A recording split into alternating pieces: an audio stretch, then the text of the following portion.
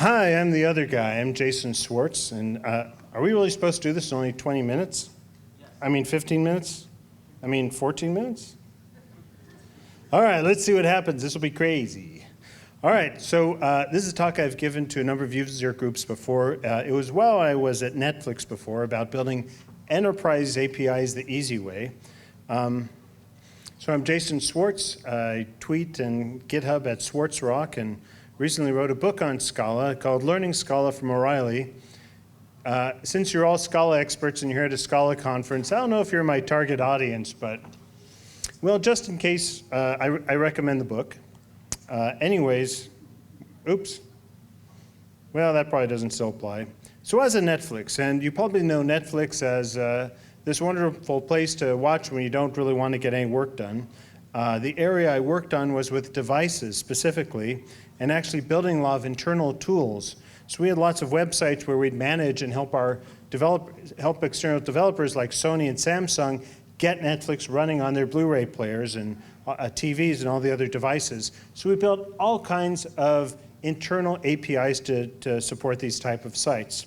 So you've probably seen something like this before. It's not very challenging. You have your API server and maybe a few data stores and a single sign-on. And of course, you all have legacy devices to work with, legacy servers. It's not a new pattern, really. But even so, even if all you're building is a basic app that's supposed to have internal services, maybe talking to a few databases, it's not super challenging, but it's important to be productive, I think. And I think that you can build quickly and you can fail really quickly and deploy everything automatically these days easily if you follow the right steps. So there's 6 steps I'm going to breeze through because of our limited time. For me, I think when you're developing APIs, you want to let the frameworks do a lot of the work for you, make it really easy to work with. Speed, I don't know if speed always the most important thing for an internal API, but it should really come integrated with everything you need. For us, we use Scalatra. It works great with Scala. Actually, it's very integrated as well. It supports ScalaTest for endpoint testing, Swagger for built-in documentation.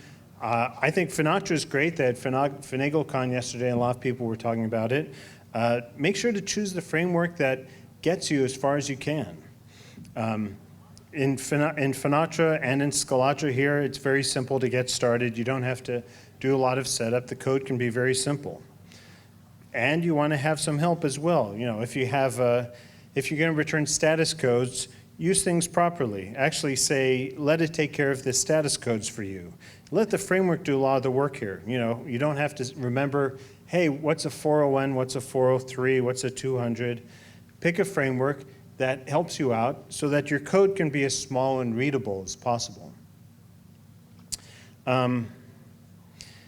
Well, yeah, it's hard to write very simple code. You do need to make sure when you have a service that you handle all the cases. It's important to make sure that you're doing actual valid checking. You check your parameters, you have your HTTP codes. Even though it's an enterprise API, you want to make sure that it's correct. You want to make sure that anyone who finds it knows how it's going to work so that you don't have to do a lot of work explaining and maintaining it. You all know about REST APIs, right? So again, I'm not saying that you should respect the codes because I tell you to respect the codes. It makes things very easy because everyone knows what the codes are. It's even easy to remember. I like the 400 one the best, but really if you have an enterprise API, this is mostly what you're going to deal with. Either the input is awesome, here's your data, or bad request. You shouldn't really ever have to have a 500 if you're catching things properly. You probably don't even have a 300 because it's an enterprise API. If you have a problem with it, update your code. I couldn't think of a better thing to say. I know it's a little bit silly, but you have the idea of in REST. We know what a get does, and we know about basic CRUD. Get, put, update, post. What does post do? Yeah.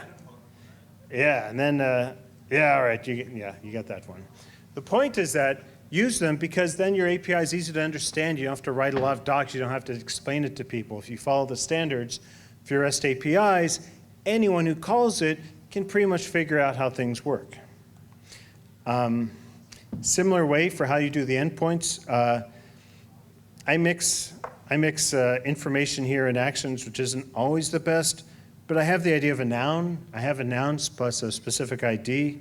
Make sure that people can figure out, even though it's an enterprise API, you'll be correct. And it'll be a lot easier for people to integrate with what you have. Because you want them to find it. You've written this API. You want them to get it. You want them to say, hey, I like your API. This is really helpful to me. I'm using it. I found your API in the net. I'm making good use of it. I mean, the whole point of writing an API is for other people to easily find and use. I really get to use dogs like this in slides. I find this gets the point across, the meaning, the whole thing. Point is, we have law standards for REST. If you use them, you let them do the heavy lifting, your service will be a lot more obvious to everyone who wants to use it. This is a pretty minor point. I find if you have a lot of SQL in your service code, you're probably doing it wrong. You folks already know this, right? Keep things separate. If you have a service, keep that different from your business code. If you want, keep your business code separate from your persistence code. Makes it a lot easier, means you can be very reusable. You can test it a lot easier. And testing is one of the most important things, I think, is important when you do your APIs.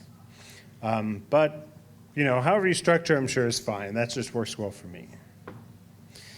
So with tests, you want to find out if you broke something. You don't want to find out, don't want to have to put up a broken API that bugs other people. Have your stuff tell you immediately, hey, I accidentally got drunk and rewrote my entire service manager and checked it in and did a git push and forced it into master just to see what would happen. You know, actually make sure that you're really testing these things. What I like to do is to make sure that I have all these interactions covered. I'm checking the bottom levels. I'm checking the interaction between layers. I'm making sure that, okay, if I have a service, it's really calling these correctly. I'm doing browser testing. I'm making sure, wow, even if I do this from a browser, oh, I forgot about cores. I forgot about cross-domain. I have to remember to set all these. And maybe figure out that your services return the right thing to browsers. It's not really hard to do. If you test all the different levels and you test them all together and you automate the heck out of this thing, you'll really know where you are at any time. Pretty obvious, right? All right. I think it's important to have simple tests. You want to keep it readable. No one likes to maintain these things, but verify that you're doing the right thing. Make sure you have a very simple test. You can test your happy path. You're testing inerrant conditions properly. You have the right code. This is 3 tests in a row. If you have a good testing framework like this, which is the ScalaTest integration with Scalatra, you can make it very easy to get your tests out there. The big thing I find, when you have your tests, make sure they block deployment. Now, a lot of people like to deploy things easily and quickly. I like that too. Make sure, a lot of people I talk to write tests, and I asked, okay, so how do you make sure people run them? They say, well, we just deploy the code. Well, so if you run tests and you ignore the output, you know, there's no point in really having tests. This stuff is not really that hard to do. You could set it up. You get into Jenkins, get into TeamCity, even better, pay someone who actually wants to bother with this stuff, and set up a good deployment system. Make sure that you can actually build everything you're going to deploy. You know, whether you're building a Docker, whether you're building AMI, make sure you build everything right there locally. You can get this all working properly so that you know exactly what's coming. And this, for me, is the biggest thing. This is the whole reason for me for writing tests. Have your system deploy stuff for you only if all your tests pass. Actually, I like to do a little bit better. This worked well for me. I like to, my apologies to all the Eclipse users in the audience. I like to push to dev. I like Jenkins or TeamCity to pick it up, run all the tests. If it passes, it's the only one who has permission to push to the master branch. And then it'll go ahead and build everything, build out the Dockers or the AMI, and deploy that for you. Point is, you have a single test pass, no go. Nothing gets merged to master, nothing gets pushed out to the release. This makes it super easy for you. Of course, you might say, oh, I'm not going to write any tests, and that defeats the whole point. But if you set this up, and you make sure that you have something like Jenkins or Travis or TeamCity, run your tests, only take care of merging if you pass all the tests, and then deploy your stuff automatically, you're taken care of. you write some good tests, you go ahead and push to dev, you go watch a Netflix TV show for half an hour, and then if everything worked, all your code's sitting there running in staging or production or wherever it got pushed to. This is the best way I find to make sure that your tests mean something and to make sure that you can trust that your code is going to do the right thing in production. Anywho, it's important to know what you have in production. I liked using Asgard at Netflix. Netflix is working on a new open source tool that I think should be coming out yet. But it's nice to see what you have. You should have an idea of what you're running, and you should segment things by your build so that you know exactly what you have. I hate this animation. I'm just going to go past this. Sorry. Anyways, there's a lot of tools. Since I wrote this, I was talking about this last fall. I didn't even talk about Docker at all, and Docker is everywhere now. Docker's great. Make sure you have a good build. Have your Team City or Jenkins do a private push up to your Docker hub. You know, after you've run all the tests, after you've merged everything, pull the same thing down on your server, you're set. Just make sure that after you run all your tests, if everything passes, let Team City, let Jenkins take care of merging for you, and then running the Docker, and then pushing it. You don't have to, once you commit, once you do a git push, you shouldn't have to do anything else. The tools should do all the rest of the work for you.